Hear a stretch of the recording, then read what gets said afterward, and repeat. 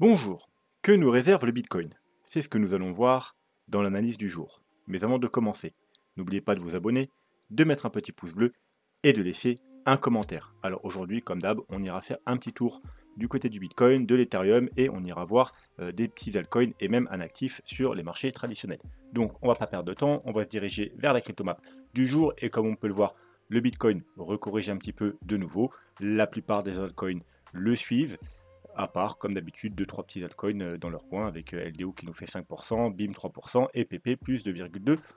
Le portefeuille de la chaîne, il n'a pas trop bougé, il est aux alentours des 28 000 $. Le gagnant du jour, c'est Omni avec plus 12%. Omni, vous voyez qu'on a eu gratuitement, prix d'achat 0, tout simplement parce que c'est un altcoin qu'on a eu grâce au launch pool de Binance en stackant nos BNB. Donc, le Bitcoin, eh bien, pas grand chose de nouveau, si ce n'est que depuis hier, alors on est venu, comme vous voyez, on était en dessous de la trendline, trendline très importante, c'est la trendline qu'il faut tenir en daily et surtout en weekly. Quoi qu'il en soit, en 4 heures, on est venu faire une incursion en dessous, on est venu sur ce support ici, vous voyez que là, il y a un support, c'est tout simplement, c'est quoi? C'est le bas de la zone de rechargement de short, mais vous voyez, c'est également un niveau important de support qui a fait résistance, résistance, résistance. Là, lorsqu'on l'a breaké, on a une grosse poussée haussière, on est revenu s'appuyer dessus ici, on est revenu ici, on est revenu ici, on est encore revenu. Donc bref, on a breaké la trendline pour venir s'appuyer sur le support, on est revenu tester, regardez, pile au point de convergence entre la trendline et ce niveau important, la ligne jaune, de résistance. On a eu une mèche, mais un gros rejet. Puis on a retravaillé, on est venu faire un pullback sur le niveau jaune et on est revenu, encore une fois, on est de retour sur le support. Donc, comme vous pouvez le voir, ce support et cette trendline, ça forme un triangle descendant. Théoriquement, c'est une figure bearish, a plus de chances de casser vers le bas. Mais pour l'instant, eh bien, on a fait une mèche, on réintègre. Donc, pour l'instant, on est plus sur un niveau d'achat, puisque support avec réintégration fake out. Alors pour les traders, on pourrait prendre un trade ici, mettre un petit stop ici bien entendu, mais il faudrait mieux descendre dans les time frame pour analyser tout ça et voir les confirmations d'indicateurs. Mais en tout cas, vous savez que pour prendre un trade, il nous faut une localisation, on l'a. Une structure, on pourrait dire qu'on a un fake out, on l'a, puis il nous manque plus que la configuration, la confirmation indicateur, ça c'est là qu'il faudrait aller jeter un œil. Quoi qu'il en soit, ce qu'il faudrait éviter, c'est bien entendu de casser ce niveau, les 67 200 $, ce support, puisqu'on validerait la cassure du triangle descendant et ça nous annoncerait une baisse plus profonde. Et en daily, bien évidemment, alors, voilà, en daily c'est pareil, il faut éviter de casser ce niveau. Pourquoi? Parce qu'on a déjà cassé la trendline. Vous voyez la trendline, ici, on a fait une mèche, on a fait une mèche, on a fait une mèche. Là, on a une clôture, mais directement réintégration, donc c'est pas confirmé. Voilà, donc là, si on confirme aujourd'hui avec une bougie rouge et que demain on a confirmation et qu'en plus ce niveau-là est cassé, ça fera confirmation de la cassure trendline daily, confirmation de ce niveau daily, et bien il faudra s'attendre à une chute plus profonde malheureusement. Alors, il faut être quand même prudent, puisque on est vendredi, il y a le week-end, et souvent les mouvements du week-end, que ce soit à la baisse ou à la hausse, ils sont annulés puisque ça nous crée un gap et dans 80% des temps, les gaps sont comblés dans la semaine ou les 2 semaines qui suivent. C'est pas pour rien que chaque lundi, on va faire un tour du côté des gaps. Donc si on devait avoir un break vers le bas ce week-end, attention, il pourrait être avalé la semaine prochaine. Et pareil, si on devait avoir un break vers le haut, il faudrait être prudent. C'est plus ces mouvements du week-end, c'est plus pour les traders en général. Il vaut mieux attendre si on a un gap que le gap soit comblé avant de rentrer pour les trades plus long terme ou pour les investisseurs. Quoi qu'il en soit, bon voilà, l'analyse n'a pas changé, on ne va pas aller refaire le tour des indicateurs, on verra ça lundi dans l'analyse daily, l'analyse weekly. Le niveau à pas casser du coup, à éviter de casser, c'est les 67 300 $, avec clôture bien évidemment.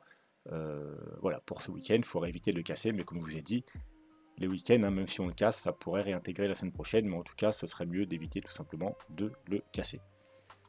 Ensuite, l'Ethereum, c'est un peu la même histoire. On a cassé, rappelez-vous, ce niveau important, ce petit rectangle jaune. Puis on a fait pullback, pullback, pullback, pullback, rejet à chaque fois, pullback, rejet, pullback, petite mèche, on a essayé de s'extraire, mais clôture, rejet. On est venu faire du coup, puisqu'on avait cassé la trendline ici, trendline baissière, un pullback sur la trendline, et pour l'instant, ça a l'air de repartir. Donc, si la trendline tient, et du coup, vous voyez, là on a fait du coup un petit niveau également, hop, voilà, on a un petit niveau de support ici.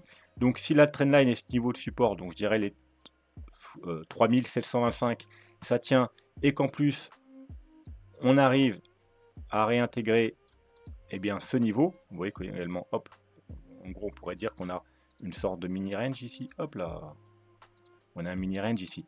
Si on clôture au-dessus des 3800 $, bah, ce serait plutôt bullish, il faudra s'attendre à reprendre peut-être plus ou moins la hausse, hein, bien entendu, il faudra faire attention au gros niveau de résistance en dessous les 4000 $. Si par contre on clôture sous ce niveau-là, donc sous les 3720, donc ce niveau de support et cette trendline baissière, on confirmera la cassure de ce niveau, hein, de ce gros niveau, et il faudra, comme pour le Bitcoin, s'attendre à aller plus bas. Voilà. Donc maintenant, on va se diriger vers le premier altcoin du jour, qui est le CKB. Alors CKB, qui est un des altcoins les plus bullish, hein, si vous êtes dedans, c'est pas trop mal. Comparé à la majorité des altcoins du marché, il est venu rechercher sa zone de rechargement de short, c'est même la zone de rechargement de short en classique, parce qu'il y a la logarithmique aussi. Alors, les logarithmiques, je les mets tant qu'on n'a pas cassé. Une fois qu'on l'a cassé, je mets la classique. Alors, vous voyez, en logarithmique, pour vous montrer ce que ça donne, voilà, la zone de rechargement de short était là. D'ailleurs, on l'a cassé, mais on ne l'a pas validé non plus, puisque là, on est de retour, justement, on est venu retourner sur le bas de la zone de rechargement de short logarithmique au 0,618. Bref, donc gros rejet des doubles zones de rechargement de short.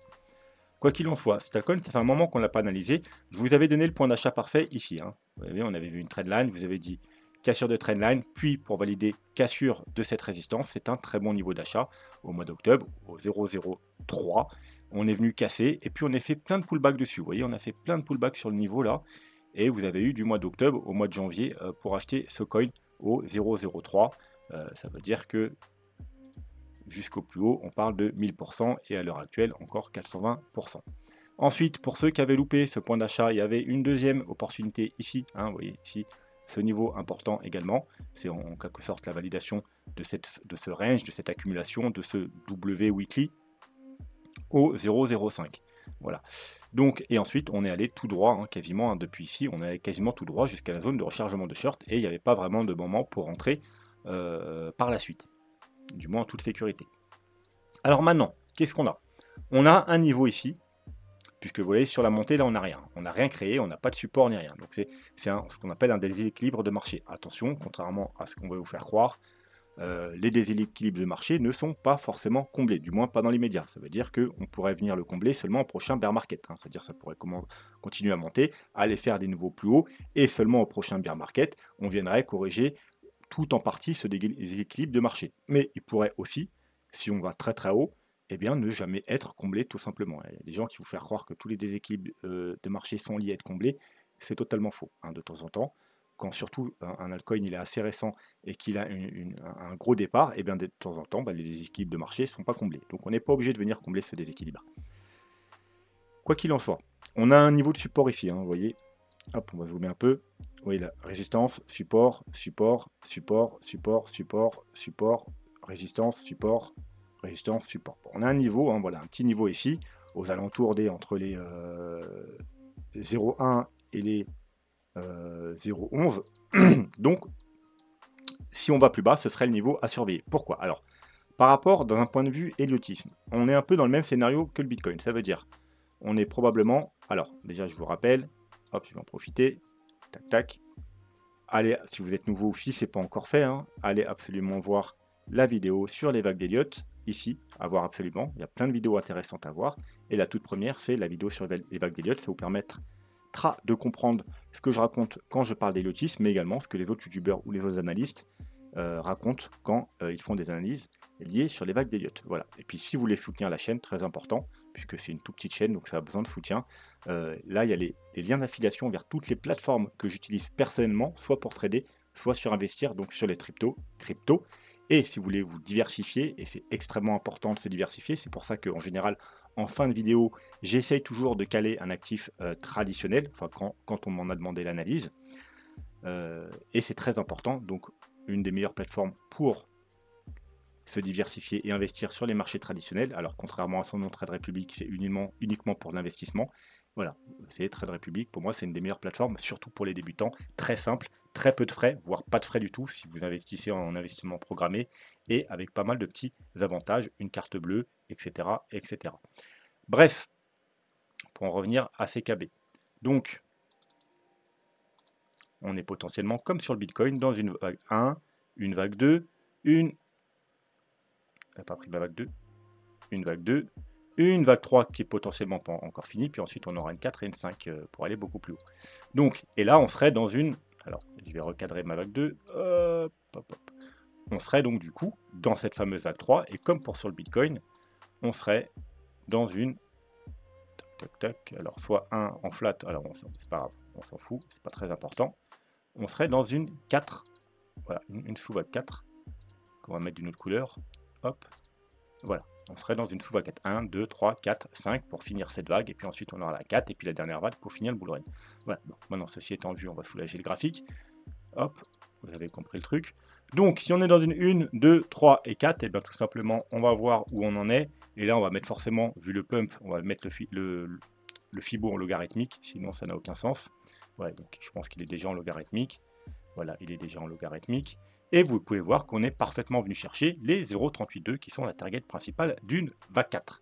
Voilà, maintenant, si on devait aller un peu plus bas, eh bien, il faudrait tout simplement regarder le Fibo qui se trouve en dessous, c'est-à-dire les 0,5, et ça tombe bien, où se trouve le Fibo 0,5 bah, pile poil dans la zone de support. Voilà, donc c'est vraiment ce niveau, et normalement, on n'est pas censé aller plus bas, hein, puisque voilà, une vague 4, voilà, ce serait plutôt inquiétant si on cassait du coup les 0,01.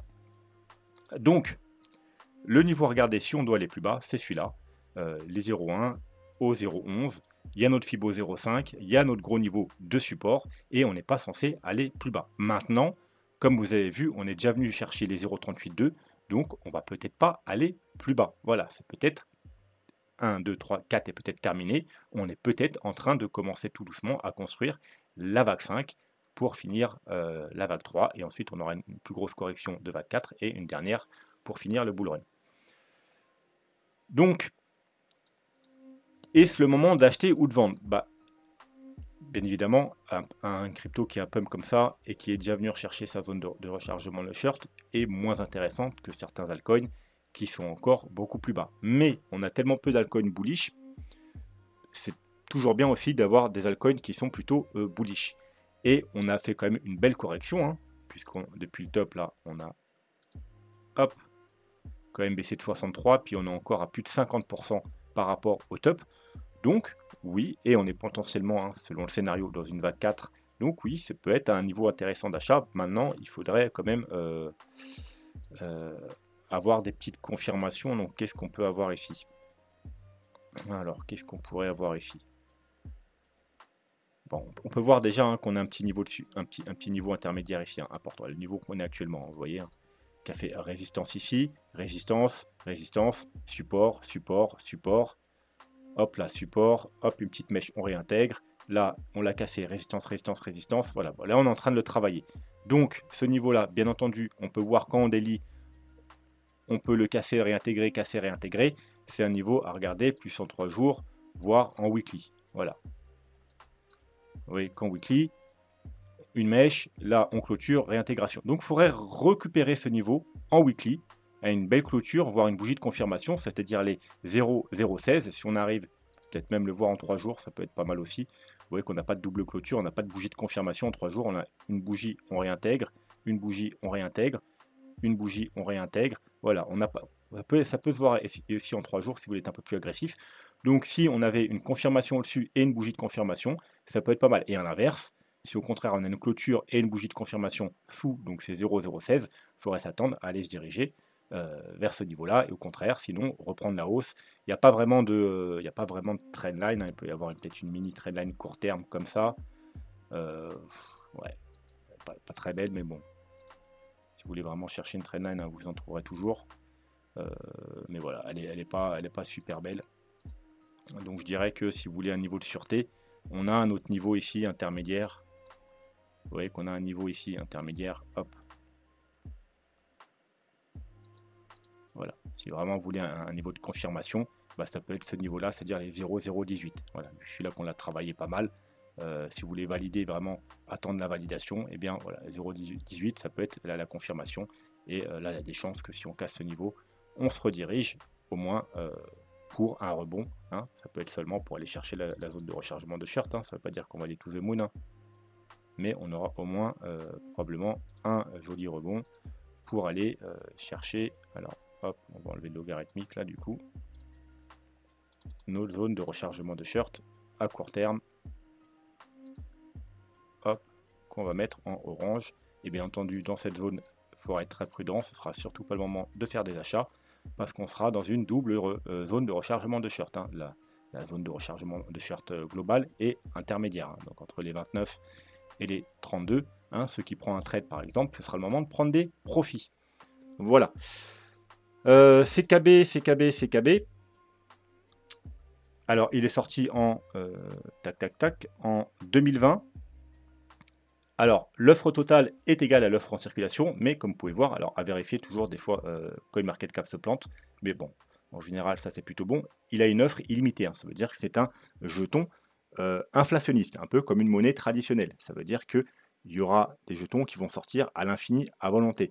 Donc, sur du court moyen terme, ça n'a pas d'importance, puisqu'en général, ces genres de tokens, les jetons, ils sortent vraiment petit à petit, et ça n'influe pas, ça n'influe pas négativement sur du court moyen terme, hein. Vous pouvez voir Dodge qui a le même principe de fonctionnement, ça ne lui a pas empêché de faire des centaines ou des milliers de pourcentages dans les bull runs précédents. Maintenant, c'est sûr que sur du long terme ou du très long terme, bien entendu, ça aura une influence. Au bout d'un moment, tous ces genres de jetons, eh bien, ils vont se transformer en une sorte de stablecoin, voire même ils vont atteindre à un moment donné un plus haut qu'ils ne dépasseront plus jamais et ils vont faire que chuter, un peu comme les monnaies traditionnelles, hein. Vous prenez l'euro ou le dollar, hein, forcément, si vous prenez la valeur d'un euro, d'un dollar aujourd'hui, elle est beaucoup moins importante que en 2000, beaucoup moins importante qu'en 1980 ou beaucoup moins importante qu'en 1950, tout simplement parce que on crée à l'infini de la monnaie et donc c'est ce qu'on appelle l'inflation, la monnaie perd petit à petit sa valeur. Donc sur du long, très long terme, ce genre de jetons, bah, c'est ce qui leur attend, sauf s'ils changent à un moment donné leur tokenomique, ou ils se mettent à faire un autre fonctionnement, à brûler des tokens ou quoi. Mais si juste des jetons qui sont créés tout le temps à l'infini pendant des années et des années, au bout d'un moment, eh bien ça ne pourra plus monter tout simplement, ça va atteindre un sommet, et ensuite ça va faire que descendre à l'infini, tout simplement. Donc ce genre de jetons, c'est bien pour du court moyen terme, pour du très long terme, c'est pas sur ce genre de token que je miserais, ce serait plutôt sur de l'Ethereum, sur du BNB, sur du Bitcoin bien entendu, sur du Tao, hein, qui a un nombre limité comme le Bitcoin à 21 millions, et sur d'un tas de projets qui sont déflationnistes. Voilà.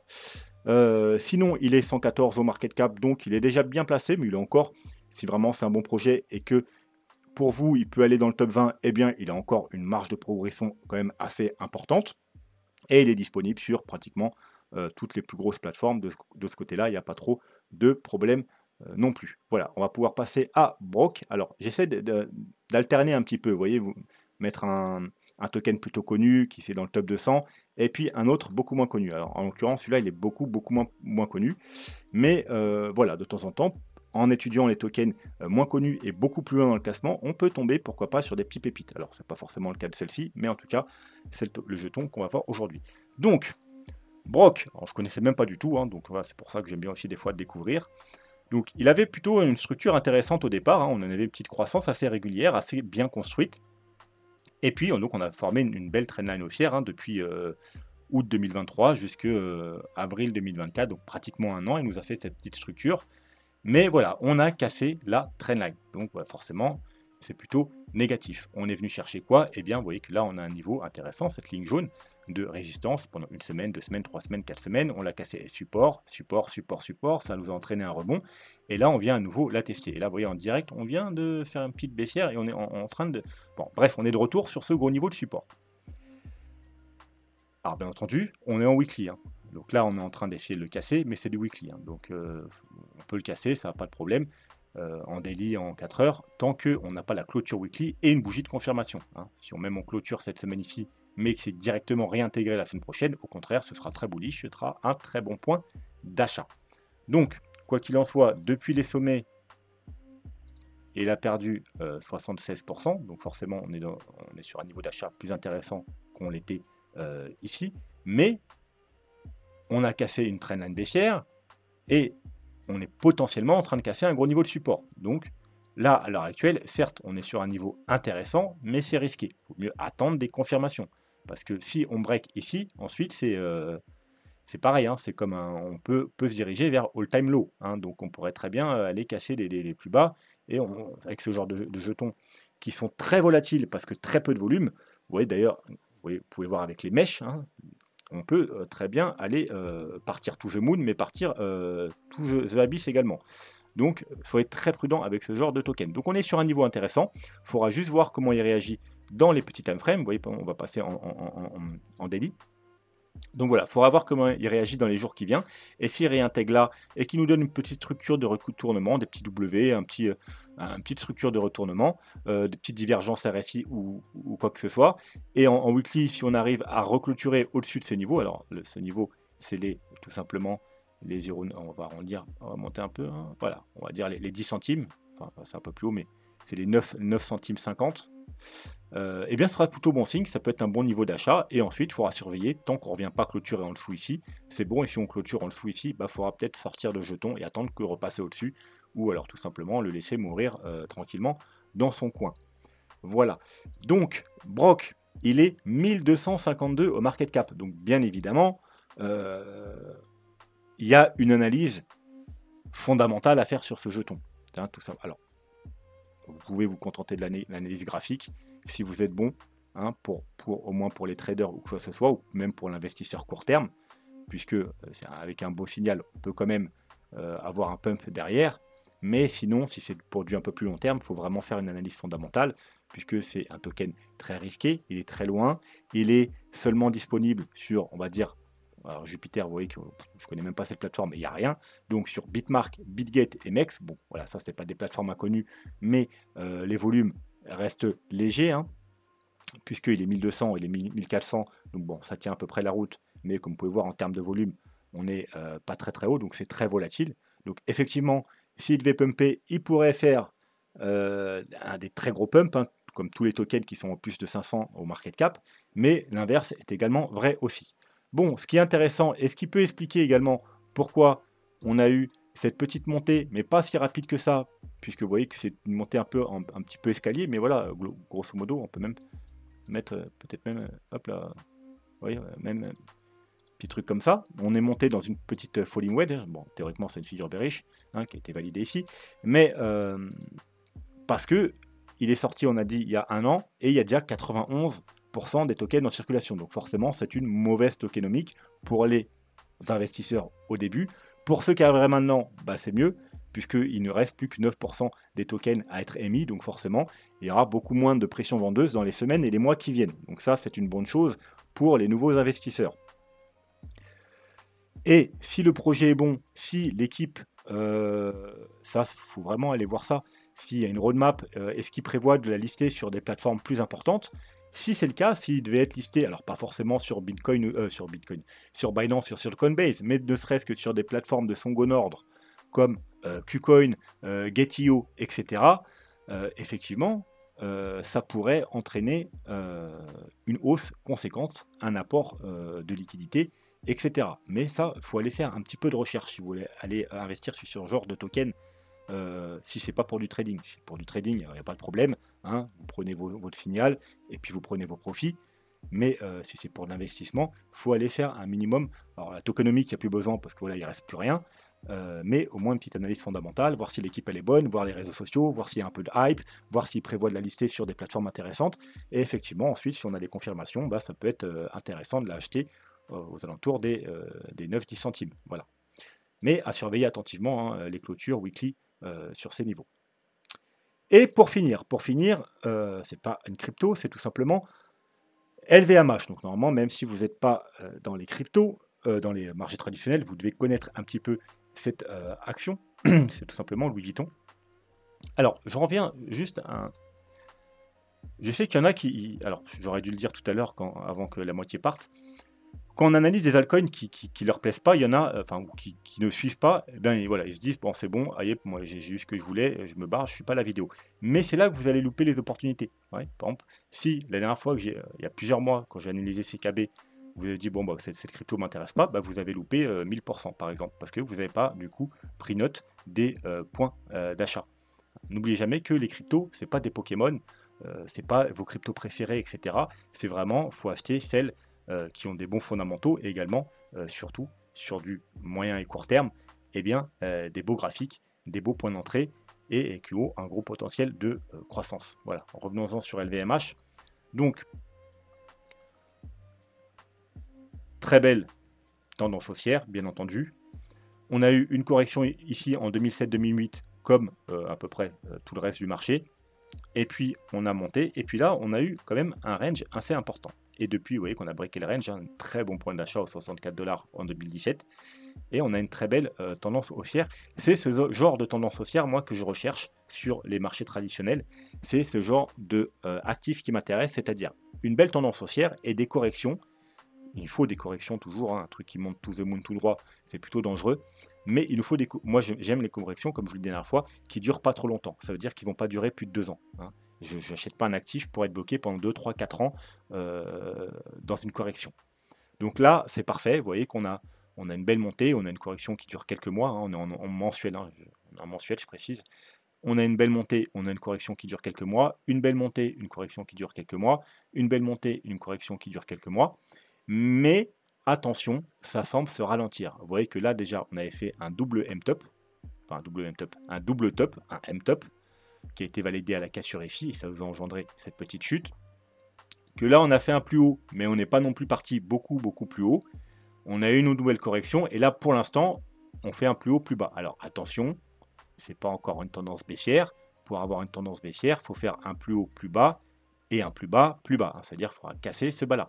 Parce que là, si là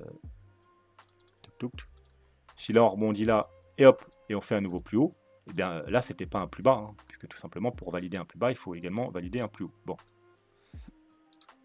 Quoi qu'il en soit, on est sur un très très gros niveau de support. Pourquoi? Eh bien, on a tout simplement cette petite trendline, vous voyez, qui part ici justement en 2016, hein, avec 1, 2, 3, 4 points. Plein de points de contact ici, là pratiquement un point de contact, là 3 points de contact, là encore point de contact, là encore 1, 2, 3, et puis on est en mensuel, hein, donc à chaque fois c'est des points de contact mensuels.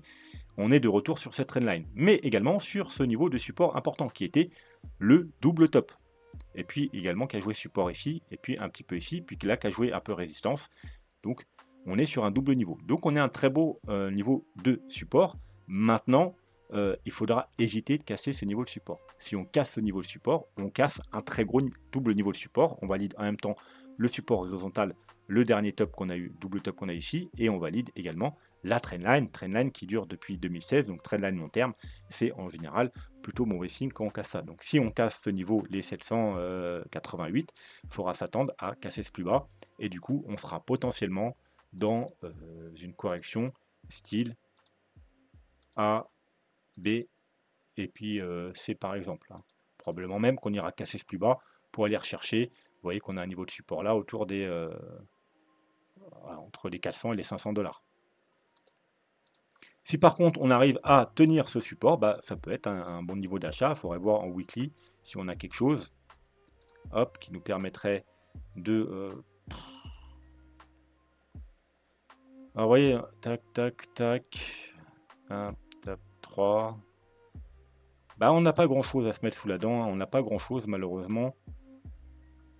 1, 2, 3, ça semble plutôt correctif. Vous voyez, on dirait pas qu'on est dans une impulsion 1, 2, 3, 4, 5, à moins qu'on soit dans une leading diagonale. Ça ressemble à un mouvement correctif. Hein. Donc quelque chose comme 1, 2, 3, 1, 2, 3, et puis on attend 1, 2 et 3. Voilà, donc attention, prudence. On est certes sur un très bon niveau d'achat, mais il faut quand même être prudent. Maintenant, si en weekly, on arrive à tenir ce niveau, on réintègre ici, et qu'on recasse, alors il faudra peut-être même passer en plus petit time frame. Allez, on va se mettre un niveau pour valider la reprise. Ici, vous voyez qu'on a un niveau et qu'on a un niveau là. On a un petit niveau là, quelque part comme ça. On va se le mettre en blanc. Voilà, là on a un niveau, vous voyez, de résistance hein, pendant plusieurs jours. Puis ici, là, ici, vous voyez que bon, on a un niveau un petit peu important ici. Donc si on arrive à réintégrer cette trendline et qu'en plus qu'on casse ici, donc on casse les 834, effectivement, on pourrait repartir à la hausse. Si par contre, hein, comme je vous ai dit, on casse les 788, et là je parle bien en weekly, eh bien il faudra s'attendre à probablement continuer la baisse et potentiellement à faire des nouveaux plus bas.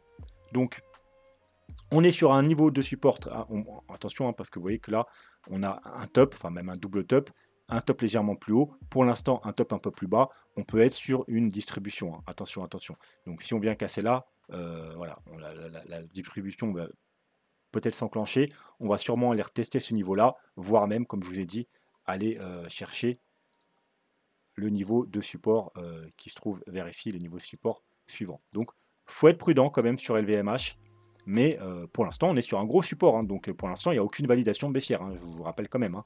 On est sur un gros support. Un support, on ne vend pas. Un support, on cherche des achats. On cherche des achats, mais comme je vous dis, sur confirmation. Hein, pour l'instant, il n'y a aucune confirmation à la hausse, malgré qu'on soit sur un support, mais il n'y a pas non plus de confirmation à la baisse. Voilà. Donc c'est prudence et on attend de voir ce qui se passe dans les semaines qui viennent tout simplement. Voilà, allez, on va s'arrêter là pour aujourd'hui. J'espère que la vidéo vous a plu. N'hésitez pas à vous abonner si ce n'est pas déjà fait, à mettre un petit commentaire juste pour le plaisir ou alors pour me demander un actif que vous voulez que j'analyse et je l'analyserai avec le plus grand plaisir, à mettre un petit pouce bleu également, ça fait toujours du bien et ça soutient la chaîne. Et sur ce, je vous souhaite un très bon week-end et je vous dis à lundi. Tchuss!